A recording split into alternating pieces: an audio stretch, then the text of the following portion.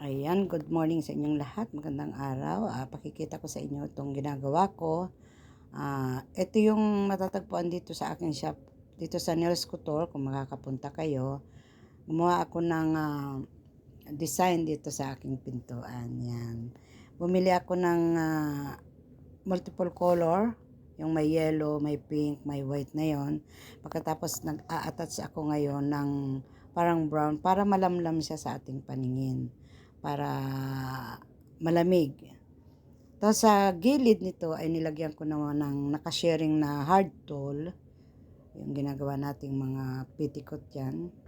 Pero ginawa ko siyang pang-design dito sa aking decoration.